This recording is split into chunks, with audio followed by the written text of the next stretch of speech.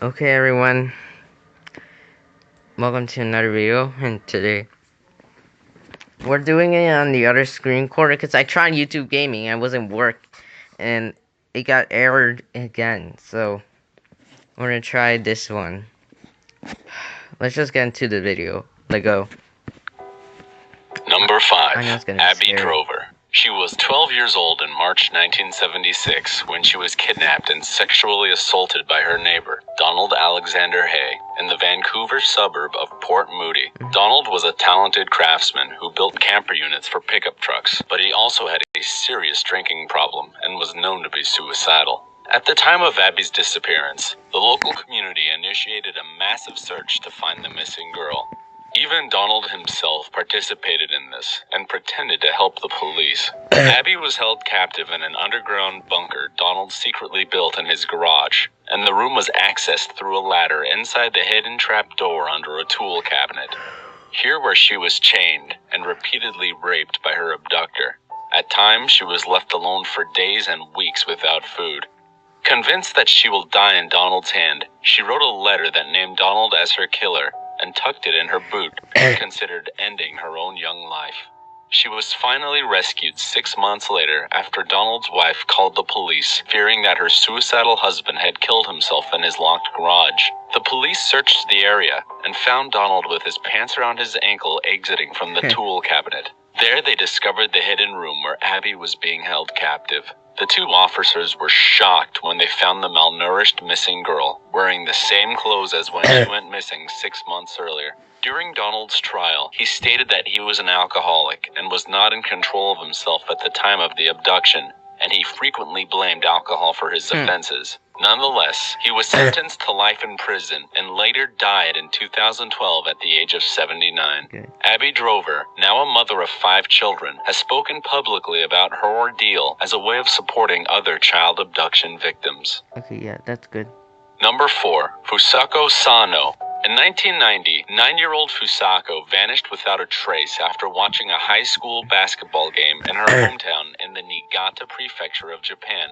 She had been kidnapped by Sato Nobuyuki, a 28-year-old mentally disturbed, unemployed Japanese man. He stuffed the little girl into the trunk of his car at knife point, then drove to his apartment and subsequently held her captive in the upstairs floor. Sato's mother was staying in the same apartment, but she lived downstairs. She apparently had no contact with her son's captive, since he became very violent whenever she tried to go upstairs. Fusako spent most of her time in captivity listening to the radio, and reportedly was allowed to watch TV only in the last year of her ordeal. While the door was never locked, she did not take a step outside and was banned from touching it. If she tried to flee, Sato threatened to abandon her alone in the mountains. When Sato's mother attempted to visit his son upstairs, he turned violent and his behavior became more erratic, causing his mother to make a series of calls to the social workers. When the workers arrived and found the missing girl, they immediately asked the police for help. However, the police did not believe them and refused to do anything.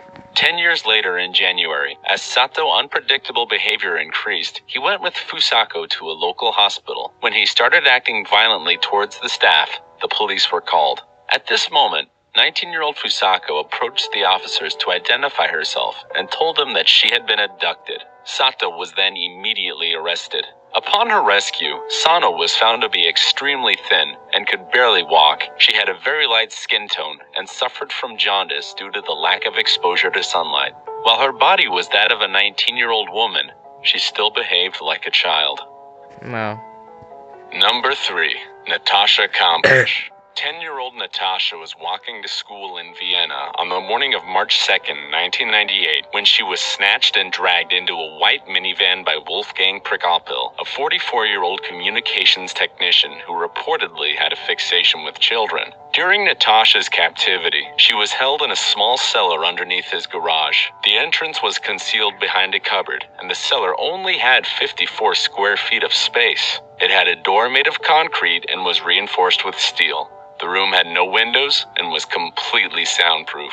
In the early years, Wolfgang would stay in the cellar with her, feed her, brush her teeth, and read her bedtime stories. However, she was still treated as a slave and was repeatedly beaten, raped, and tortured.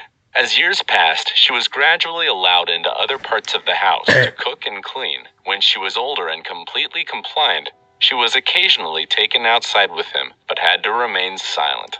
Her escape came on August 23, 2006, when she was vacuuming Wolfgang's car, and someone called him on his phone. Because of the noise from the vacuum, he walked away to take the call. Natasha took this opportunity and fled from the house. Good job. She ran for 2 blocks until she knocked on the window of a 71-year-old neighbor. They called the police, and Natasha was rescued. At the age of 18, she weighed only 100 pounds, almost the same as when she had disappeared. After Wolfgang realized Natasha had escaped, and knowing that the police were after him, he committed suicide by jumping in front of a suburban train. Shortly after her escape, Natasha was offered the chance of a new identity and anonymity. However, she refused and has since learned how to cope with the intense attention from the media and general public. Number 2. Florence Sally Horner. On June 1948, 11-year-old Florence stole a 5-cent notebook from a store in Camden, New Jersey. Frank LaSalle, a 50-year-old mechanic, caught her stealing and told her that he was a secret FBI agent. Florence was shook, and Frank didn't want to arrest her on the spot, and instead he let her go if she agreed to report to him from time to time.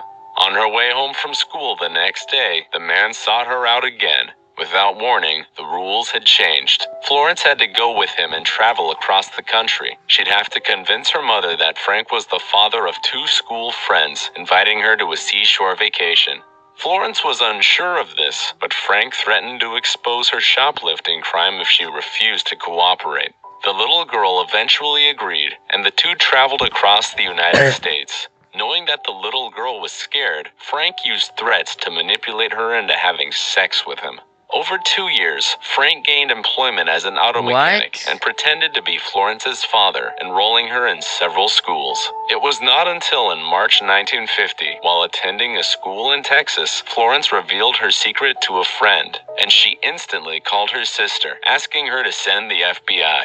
When Frank was arrested, he claimed that he was her father. However, police authorities confirmed that Florence's father had died 7 years ago. Frank was then convicted of kidnapping and sentenced to 35 years in prison. Shortly after her escape, various reporters asked her why it took her 2 years to call someone for help. Florence merely responded that she feared that Frank would expose her theft of a 5-cent notebook. She was 13 when she was freed, but her story took an even more tragic turn. On August 1952, at the age of 15, she was killed in a horrific highway accident in her hometown of New Jersey. That's so sad. Number 1.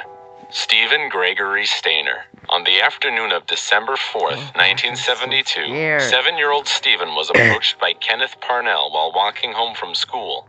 The man asked him if his mother might make a donation to his church. Although Stephen had been told not to speak to strangers, he thought the man was nice and believed Kenneth to be a pastor of a church. The man also offered Stephen a ride back home to his house so he can pick up the donation from his mother. And Stephen, without hesitation, agreed to do so. However, on their way back, Kenneth took him to his cabin instead, where he kept him confined. He then molested him for the first time and made him a slave. After telling Kenneth that he wanted to go home many times during his first week, he told the little boy that he had been granted legal custody of him because his parents did not want him anymore. Kenneth began calling him Dennis Gregory Parnell, retaining Stephen's real middle name, and enrolled him in various schools under this name. He then passed himself off as his father, and the 2 moved frequently around California. As Stephen grew older, Kenneth began to look for a younger child to kidnap. He offered drugs and money to Stephen's high school friend to team up with Stephen to kidnap a young boy. On February 14th, 1980, they abducted 5-year-old boy Timmy White. However, Stephen knew that he could not allow Timmy to suffer just like he did, so decided to return him to his parents. While Kenneth was away on night shift, Stephen and Timmy hitchhiked their way to the police station. Kenneth was then arrested for the abduction of both boys on March 1980 and was sentenced to 7 years for kidnapping. Later on September 16, 1989, 24-year-old Stephen died after his motorcycle crashed into traffic. Over 500 Another one people that died. attended his funeral, including 14-year-old Timmy White, who helped carry his coffin.